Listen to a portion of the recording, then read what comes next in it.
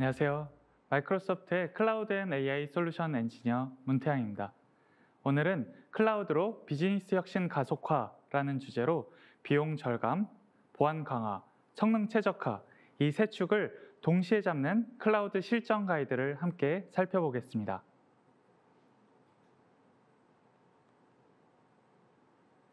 클라우드 전환은 끝없는 여정이다.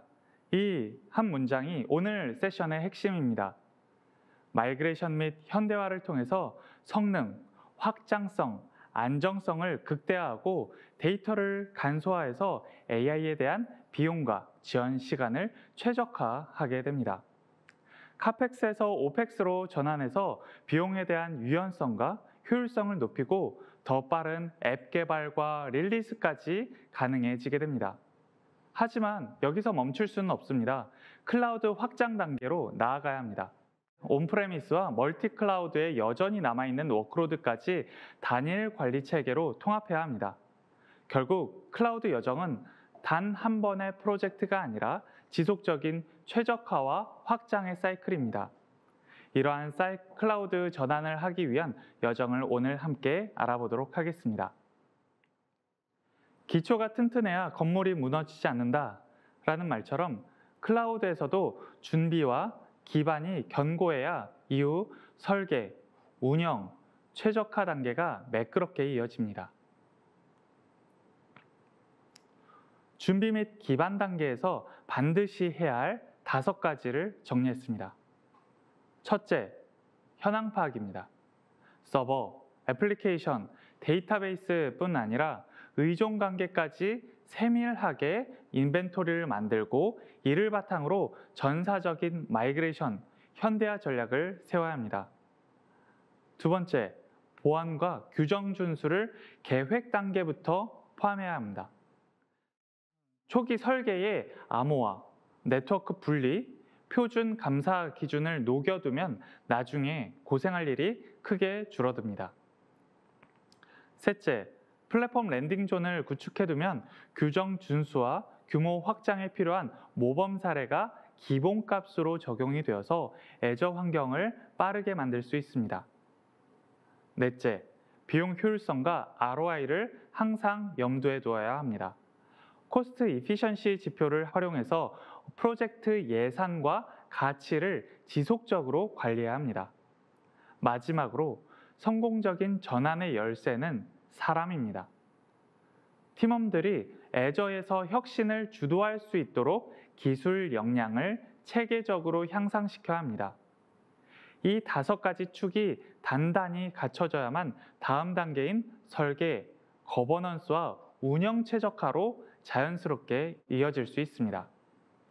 클라우드 현대화를 이야기할 때 보안과 규정 준수는 옵션이 아니라 필수입니다. 먼저 볼 것은 아이디 및 액세스 관리입니다. 클라우드에서 가장 큰 보안 사고는 보통 계정 관리가 잘못되어 일어나고 있습니다. 핵심은 마이크로소프트의 엔트라 아이디로 전 사내외 어플리케이션의 싱글 사인온을 제공해 주는 겁니다. 온프레미스도 예외가 아닌데요. 엔트라 아이디 커넥트를 쓰면 온프렘의 AD와 엔트라 아이디를 연동시켜 줄 수 있습니다. 두 번째는 다계층 보안입니다.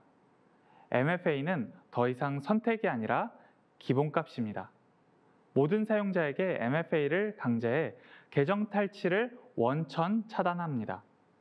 여기에 조건부 액세스 정책을 얹어서 위험도, 디바이스, 위치별로 접근을 세밀하게 제어합니다. 규정 준수와 거버넌스입니다.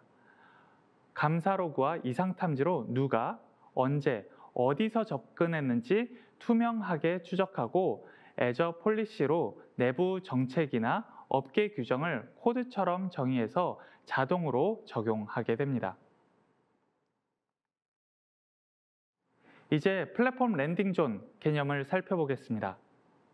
랜딩존이랑 정책, 보안, 네트워크, 모니터링 등 필수 구성 요소가 선정의된 클라우드 기반의 출발점입니다. 랜딩존의 가장 큰 혜택은 클라우드 환경을 신속하고 안전하게 구축하면서도 조직의 보안, 거버넌스, 운영 기준을 자동으로 일관되게 적용할 수 있다는 점입니다. 오른쪽 다이어그램은 랜딩존의 계층 구조를 보여줍니다. 상단에는 IAM, 정책, 모니터링이 공통 서비스로 자리를 잡고 중간에는 워크로드별로 어플리케이션 랜딩존을 독립적으로 추가할 수 있습니다. 하단에는 공유 서비스와 네트워크가 배치되어서 조직 간, 랜딩존 간 트래픽을 안전하게 연결하게 됩니다. 애저 하이브리드 베네핏은 이미 보유한 라이센스를 클라우드에서도 그대로 쓰게 해주는 비용 절감 프로그램입니다. 윈도우 서버, SQL 서버 라이센스를 애저 하이브리드 베네핏으로 전환하면 종량제 대비 최대 85%까지 비용을 줄일 수 있습니다. 여기에 애저 레저베이션스와 세이빙스 플랜을 결합해 컴퓨팅 비용을 추가로 낮출 수 있습니다. 앞서 준비한 준비 및 기초에서 기반을 다졌다면 이제는 아키텍처 원칙과 거버넌스 정책을 구체화해서 실제 워크로드에 적용할 차례입니다. 이제 설계 및 거버넌스 단계로 넘어가 보겠습니다. 마이그레이션 앤 모더나이제이션을 성공적으로 하기 위해서는 다음 5가지에 대해서 고려를 해야 합니다. 우선 클라우드 네이티브 아키텍처를 적용하는 것입니다. 컨테이너, 데이터베이스, 파스와 같은 모범 사례를 적용해서 처음부터 클라우드답게 설계하면 혁신 속도를 더 높일 수가 있습니다. 두 번째는 견고한 클라우드 기반을 구축하는 것입니다. 워크로드를 평가, 테스트, 배포할 때 표준 랜딩존과 자동화된 테스트 체계를 미리 갖춰두는 것입니다. 세 번째는 거버넌스입니다. 네트워크, 보안, 비용, 태그 규칙을 코드로 정의해서 배포가 늘어나도 정책의 일관성을 유지하도록 해야 합니다. 네 번째는 AI 지원 현대화입니다. 데이터 품질, 모델 거버넌스, MLOps 파이프라인을 염두에 두고 마이그레이션을 설계해야 나중에 AI를 쉽게 연결할 수 있습니다. 마지막으로 데브옵스 및 플랫폼 엔지니어링입니다. 인프라를 코드로 관리하고 개발자에게는 셀프 서비스 포털을 제공해서 릴리즈 속도를 지속적으로 높여야 합니다. 이 5가지 축이 맞물려 돌아갈 때 우리는 안정적이면서도 민첩한 클라우드 환경을 만들 수 있습니다.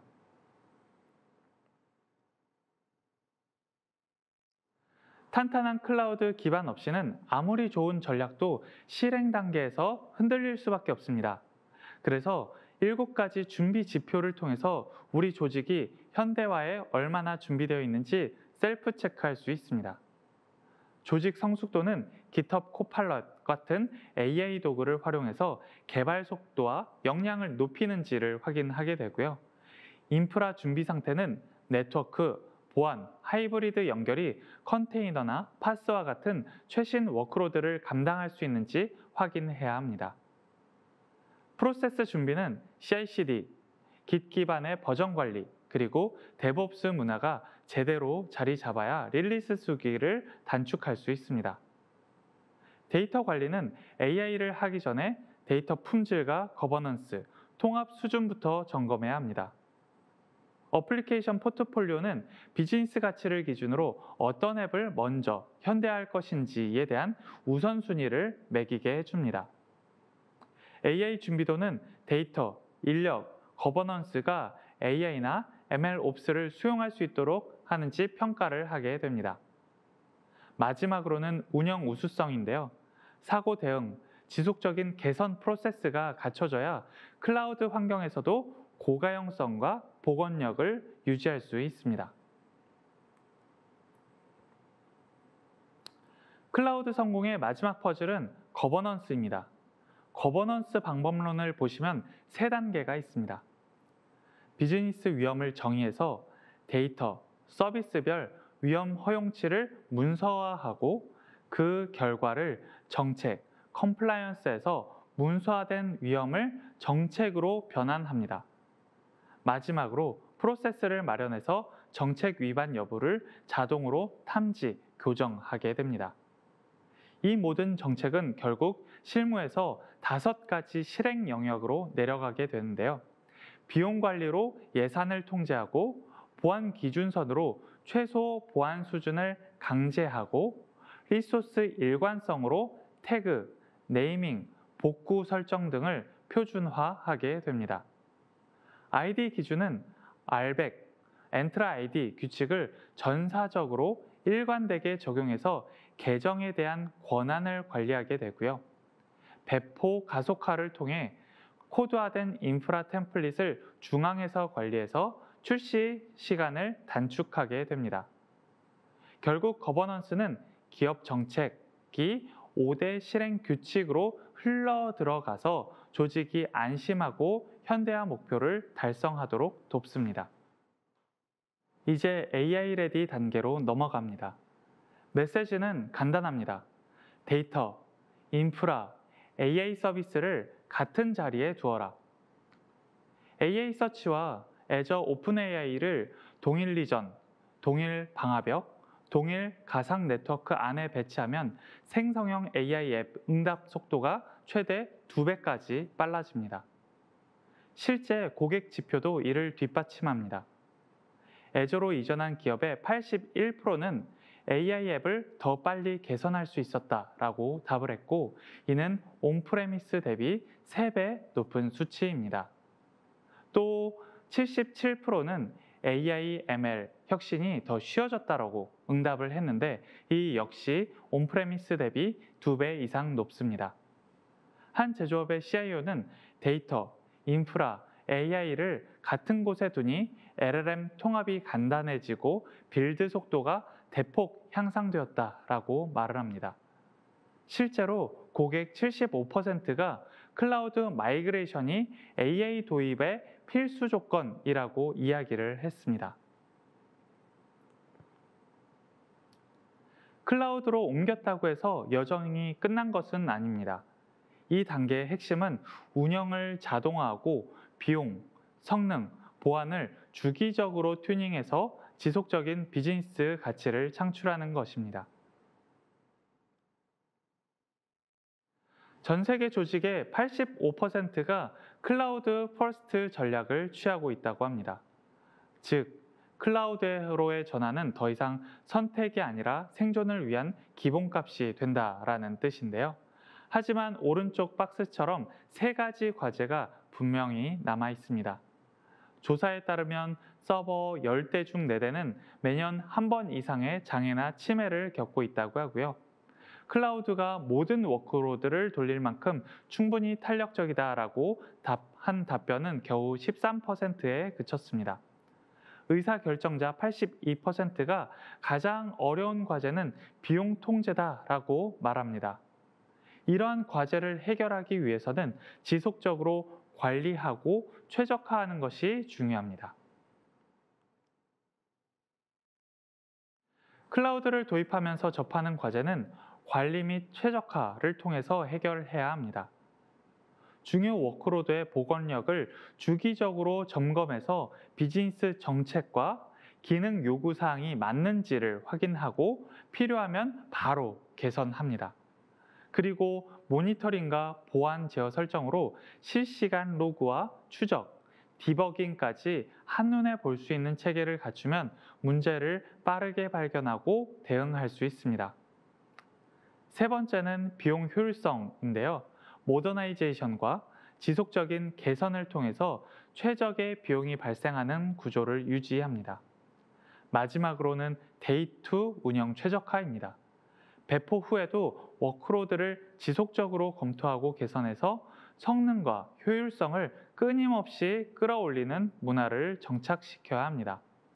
이 4가지 영역이 잘 돌아가면 클라우드에 올라간 워크로드는 시간이 지날수록 더 안전하고 더 빠르고 더 경제적이 될 수 있습니다.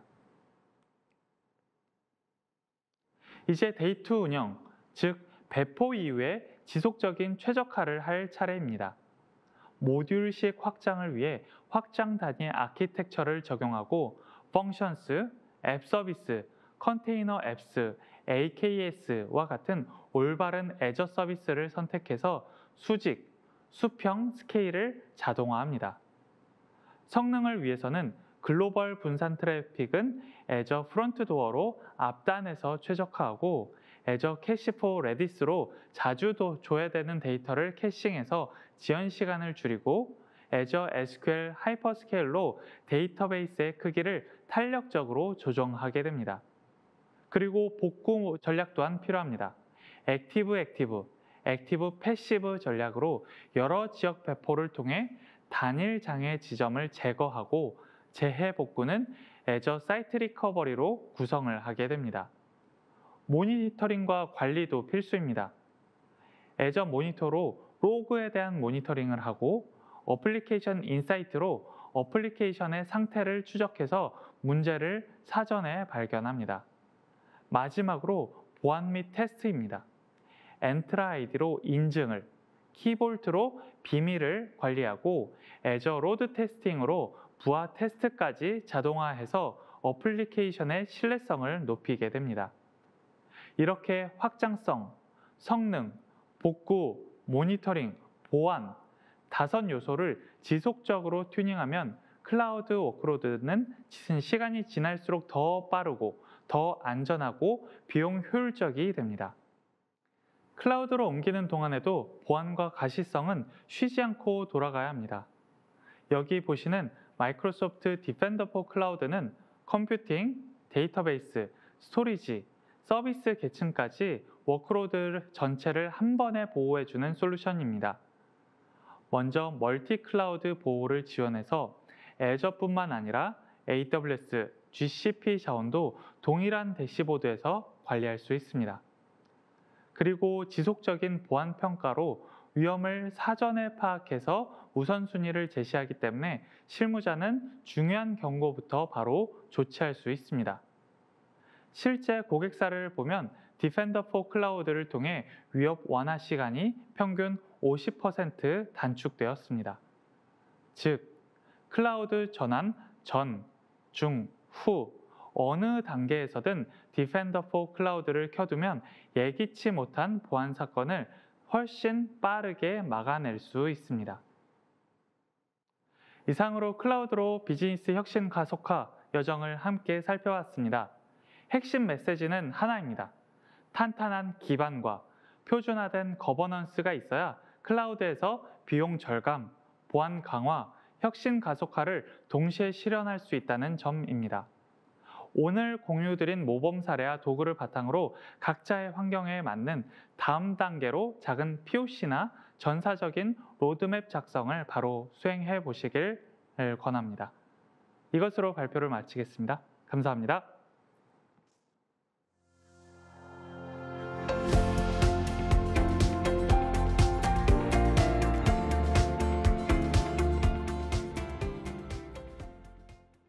네, 세 분의 발표를 통해 퍼블릭 클라우드부터 프라이빗 클라우드까지 여러분의 클라우드 전환을 위해 필요한 핵심 정보만을 알려드렸는데요.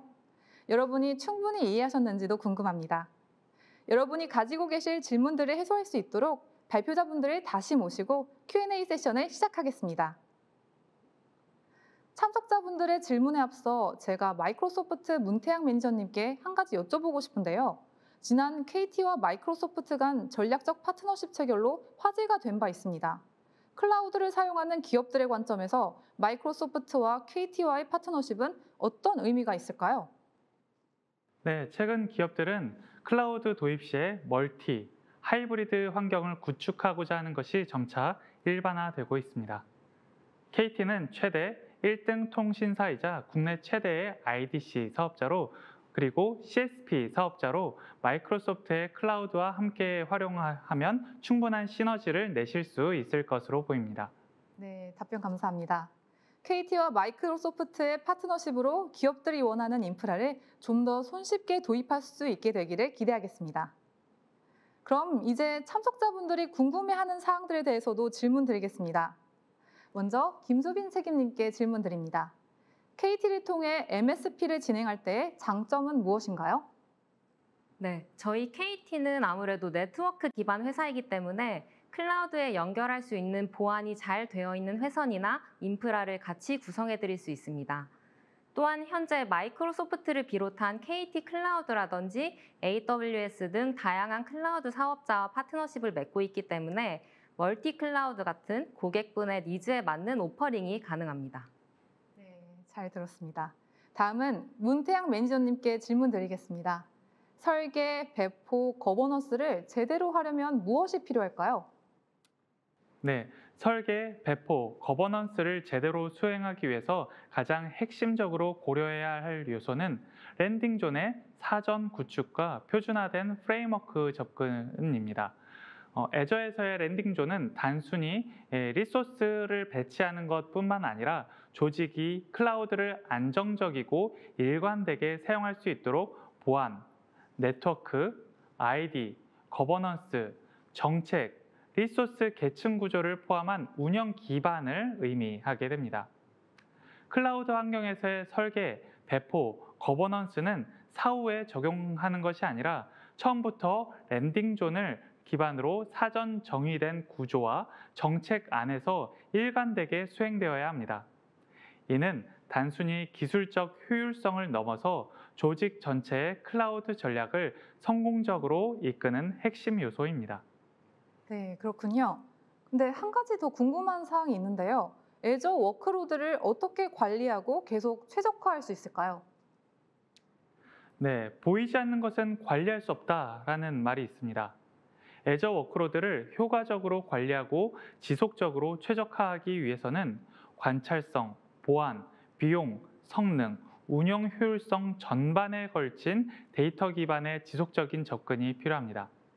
우선 애저 모니터, 로그 아날리틱스, 어플리케이션 인사이트 등을 활용해서 전체 워크로드에 대한 실시간 인사이트를 확보하고 이를 기반으로 장애 징후나 성능 저하를 사전에 감지해야 대응할 수 있습니다.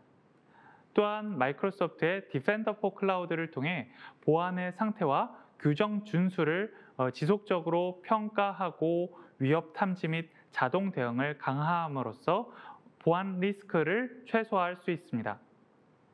비용 최적화 관점에서는 애저 코스트 매니지먼트와 어드바이저를 통해서 리소스 활용률을 모니터링하고 미사용 자원을 식별하고 예약 인스턴스를 적용하고 스토리지 계층 조정 등 이러한 것들을 지속적인 비용 절감으로 실현해야 합니다.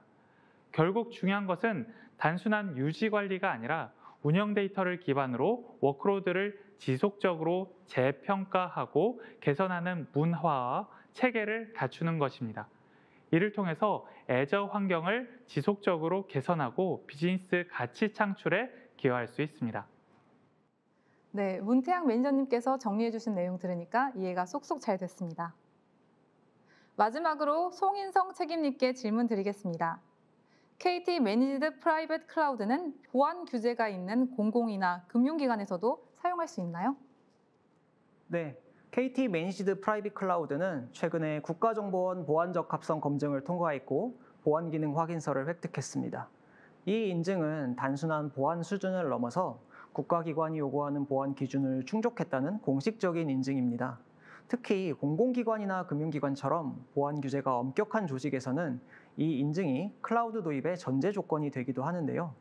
KT 매니지드 프라이빗 클라우드는 이 기준을 만족함으로써 고객이 안심하고 민감한 데이터를 다룰 수 있는 환경을 제공하고 있습니다.